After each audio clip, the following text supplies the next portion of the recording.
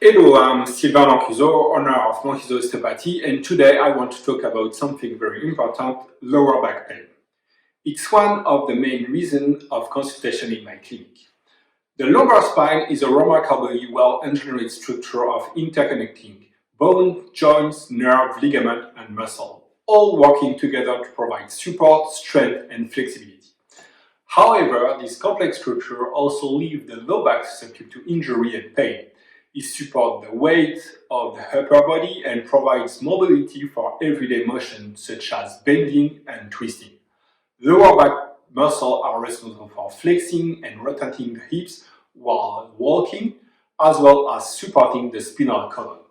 And nerves supply sensation and power the muscle in the pelvis, legs, and feet. Many reasons to have a lower back pain issue. And I'm not here to do a complete course about the reason you can have lower back pain. I'm going to explain how I see it from an osteopathic point of view. As I already said, all the body is working together, and lower back can be just the one who is working for everyone. The reason for your lower back issue, how did you hurt yourself, when you trigger the pain, will give us some information about the reason you have this pain. I'm not interested to treat the symptoms, I'm focusing to find the root cause, and in a lower back issue, it can come from the upper body, from the lower body, from the other side, from the lower area. Many things could increase the risk of injury in your lower back. For example, you could limp after a bad ankle sprain, but you need to walk and move every day. Your knee is going to take over and your hip too, and in the long term, you are going to ask your lower back to do the job of your ankle, and it's not designed for that. It's a simple example how you can have lower back pain. How osteopathy can help. We saw the patient like a whole. How, when, and where you trigger the pain will give us some important information. Our goal will be to find the root cause. We will check the joints around, knee, ankle, the lower back on the other side, but we will check the visceral area and see if there is no sympathetic relationship with your pain. What you can do at home. Without a diagnostic given by your family physician, you will need to manage the symptoms. Acute muscle pain, for example, can be managed with a warm compress, hot bath with Epsom salt, or rest. Have a good stretching routine for your lower back is very important. And I'm going to show you in this video some exercise that I often give to my patients to give the lower back going. The first exercise I'm going to show you is the hamstring stretching. The hamstring starts from the back, the lower back, and going to the back of the leg, to the back of the knee. The one I like is the one with the chair. It's very easy to do. Just put your heel on the chair. If a chair is too high, you can use a small bench or anything a little bit lower. Try to keep your foot on the ground front of you. Don't open it. Just keep that front of you in the straight line. And breathe in and breathe out. Keep your chest up.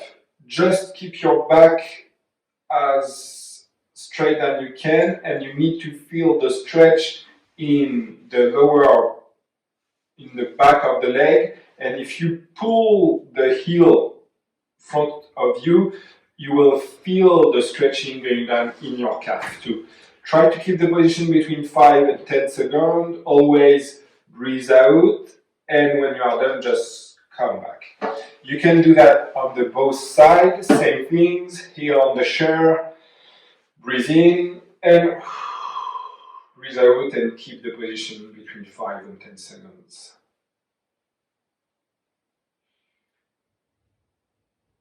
And relax. Okay. The idea is to keep the position between 5 and 10 seconds if you don't do anything before. If you are a little bit more warm up, you can do 20-25 seconds on each side. Is going to stretch the back of the leg. The second exercise I'm going to show now is the quadriceps stretch. Always use a chair or anything that you can put weight on it. I'm going to show you in different angles. The first one, you will see front of you. Take your heel and try to bring your heel to your bum like that, okay? The idea is to feel the stretching front of the leg. Don't do that, because if you do that, you don't stretch more. The idea is to try to keep your abdominal tight. Breathe in and breathe out. And you just need to feel the stretching on the front of the leg. Keep the position between 5 and 10 seconds. Same things. And you can do that on the both sides. Always 5-10 when you are cold, 20-25 seconds when you are good. You can stretch the both sides. The other exercise I'm going to show you is going to stretch the psoas. The psoas muscle is coming from deep in your spine, going to your chest. I'm going to show you in the other way, then you will see how my hip is moving. Always keep your chest straight, knee on the ground with the knee at, foot on the ground with the knee at 90 degrees, and just try to bend forward like that, and you will need to feel the stretch deep inside in your visceral area. Always breathe in and breathe out when you stretch. Keep the position 5-10 seconds, same things, and relax. And same things on the other side. The same things, knee 90 degrees. Try to keep your hip straight. 90 degrees there, 90 degrees there. And now just bend and breathe out to try to open the psoas area. And come back. Okay, now I'm going to show you the piriformis stretching. This muscle is just there, deep in the bum. There is one that you can do lie down on your back, but I don't feel you can be very comfortable when you do that. The one I like to show to my patient is the one sit down like that. Cross your leg like that. Try to don't be too far in your chair, more on the front, and keep your chest up and just bend over. Don't try to do that with your upper chest. Don't try to bend over slowly. Don't push with your arm like that. Always the same things. Breathe in, breathe out, and you will feel the stretching in the back of your bum. It's very easy to do. The biggest advantage with this exercise is that you can do from your desk when you work or when you are sit down in front of the TV or anything. It's very simple. Just cross your leg like that. Again, chest up. Breathe in and breathe out. And I'm tight because I can feel the stretching going down in my bum to my leg. Keep position 5-10 seconds. And come back. Same things, 5-10 when you are cold, 20-25 when you are warming up, and it's a very good exercise for stretching your piriformis muscle.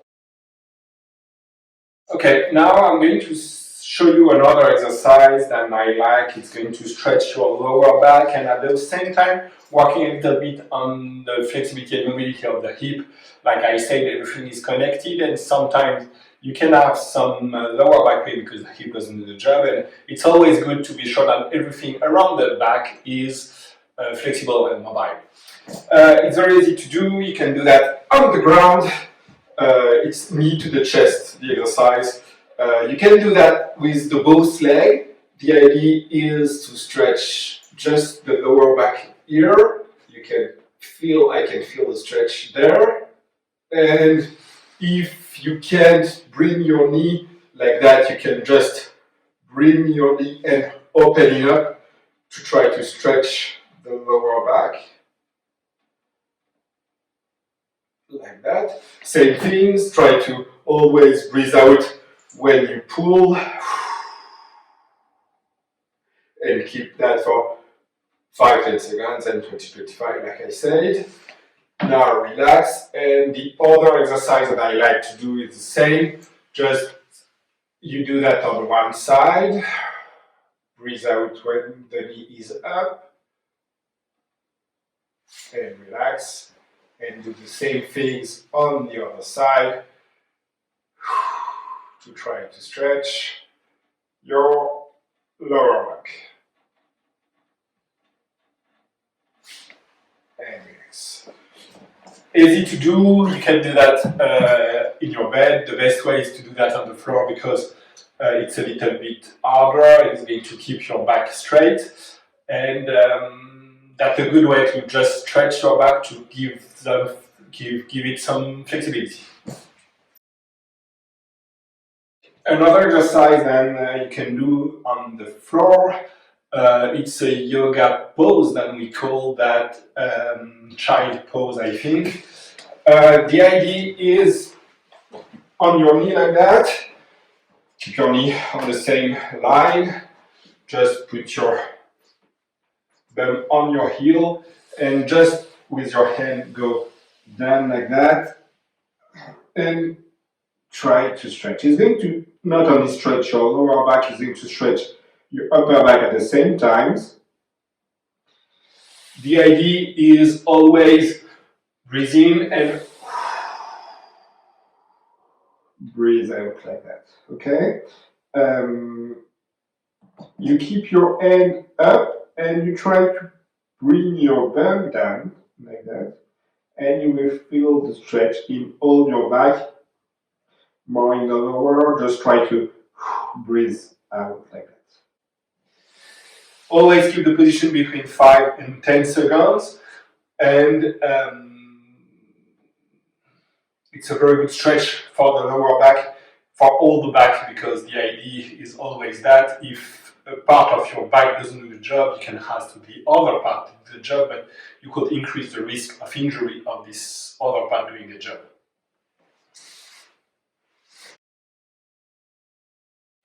Okay, another exercise easy to do is the cat-cow exercise. Always do that on the ground. Same things. Of few exercises I showed you before. Put your hand and your knee on the ground like that, and the cat-cow is breathing like that. More breathing, yeah. And breathe out like that.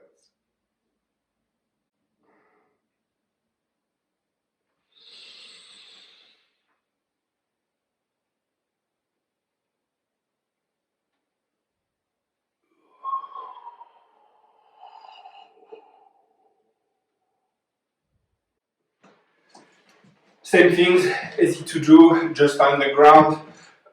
Try to avoid to do that on the bed because it's too soft and you couldn't keep your back straight. And same things, 5-10 seconds, 10 times every day to try to keep your lower back mobile.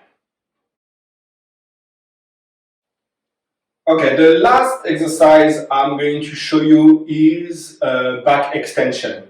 The idea is to stretch this area.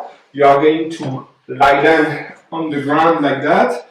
Normally, you are going to do that and keep your back, try to stretch and feel the pressure in your lower back.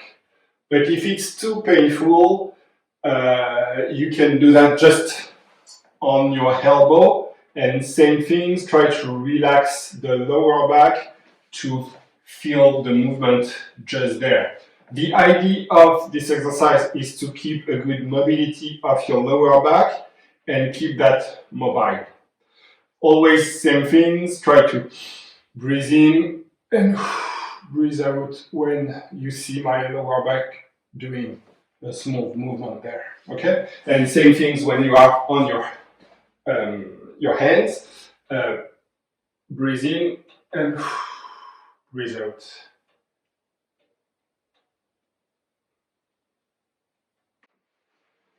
Okay, same things, keep the position 5-10 seconds when you are cold, 20-25 seconds, do that 10 times each day.